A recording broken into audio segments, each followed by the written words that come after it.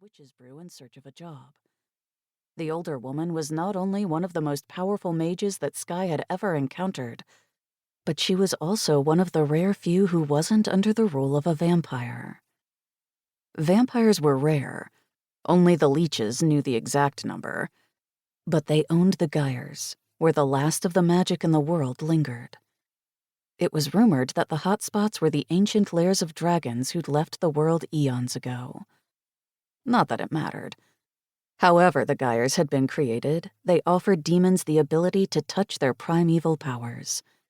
And since the vampires controlled the gyres, they controlled the demons. Thankfully for Skye, mages didn't depend on the gyres for their magic. It flowed through their blood.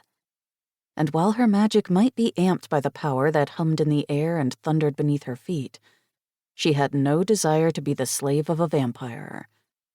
Or a demon. Not again. But as Maya had warned her, independence had a price. For Maya, it was the mysterious benefactor. Skye didn't know much about the elusive creature. It never visited the witch's brew or contacted Maya by traditional means. Instead, it spoke directly into the older woman's mind. And while the benefactor surrounded them in an aura that somehow kept away the leeches, it occasionally demanded they perform small tasks. Like today. So what you're saying is that the benefactor placed an invisible GPS in your head, Skye teased, trying to ease the tension that had been building since they entered the city. Something like that. And I thought I was weird.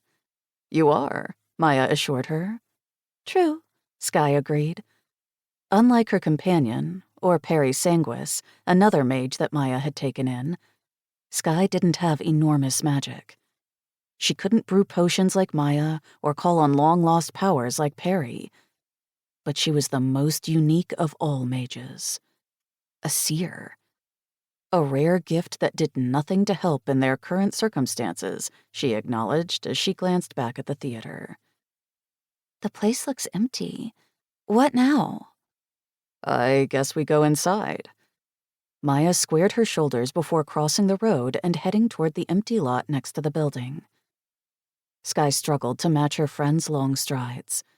Just one of many problems for a short girl. Maybe we should give Perry a call, she suggested. It's her day off. It was Sunday and the coffee shop was closed, meaning Perry would be spending the day with her mate, Valen, the Cabal leader of the East Coast, in his lair near Central Park. A short taxi ride away.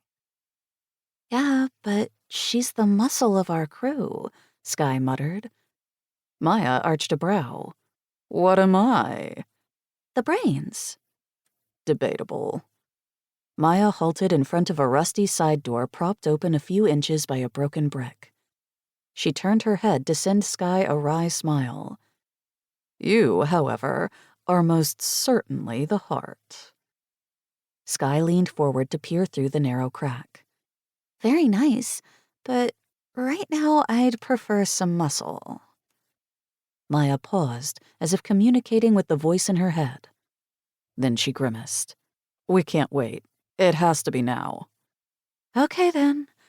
Skye grabbed the handle and pulled the door wide enough for them to enter. Are you ready? No, Maya muttered, even as she squeezed through the opening. Skye quickly followed, glancing around the narrow hallway. Directly ahead of them, an arched opening led to the main auditorium that was lined with rows of seats.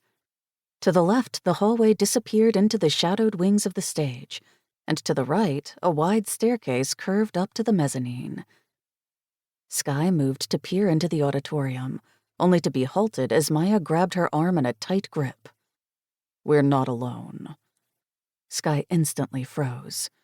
One of Maya's many talents was the ability to sense the presence of demons. How many? Skye whispered. 5. 3 goblins and 2 fairies. In ancient times, the demons openly roamed the world, but as the magic had faded, they'd been forced to hide among the humans, usually gathering in the gyres, where they could still access their diluted powers, even if it did mean bending the knee to a vampire.